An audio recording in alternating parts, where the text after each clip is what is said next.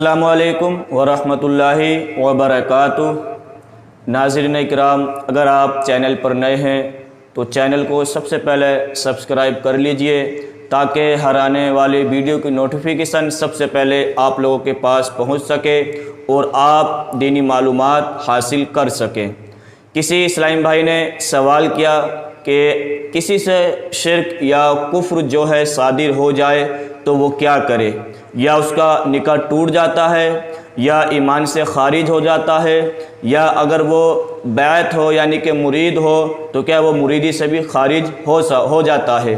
तो बहुत अच्छा सवाल किया, बहुत उम्दा सवाल किया, क्योंकि हमारे कुछ इस्लामी भाई लाइल्मी की वजह से कुफ्री कलिमात भी बोल देते हैं और उनसे कुफ्र भी क्या है सादिर हो जाता है, और कुछ बसा औकात ऐसी बातें बोल देते हैं जिनसे शिर्क भी क्या है सादिर हो जाता है।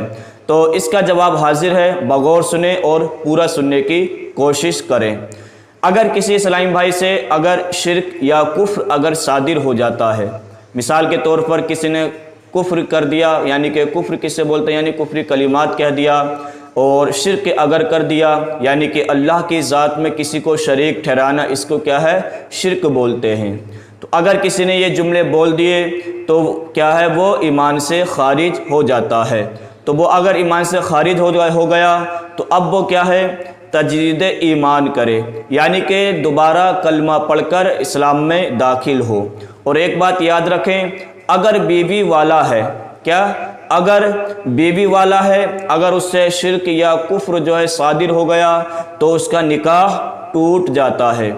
हमारे बहुत सारे इस्लामी भाई जो होते हैं कि शिर्क और कुफ्र के बक्कर जो है बोल देते हैं और उनका निकाह जो है टूट जाता है। तो याद रखने कि अगर किसी से शिर्क या कुफ्र अगर सादिर हो जाता है या हो गया है तो खुदारा वो दोबारा निकाह कर लें, और अगर आप दोबारा निकाह अगर नहीं करेंगे तो ऐसा हो जाएगा जब आप मियाँ बीवी दोनों एक साथ अगर मिलेंगे तो वो क्या है ज़िना कहलाया जाएगा। तीसरी बात क्या है, अगर किसी से शिर्क या कुफ्र अगर सादिर हो जाता है तो क्या उसकी बैत भी टूट जाती है। मिसाल के तौर पर किसी से बैत है, मुरीद है, तो क्या वो भी टूट जाती है। जी हाँ, अगर किसी से मुरीद है या बैत है तो उसकी बैत भी क्या है टूट जाती है।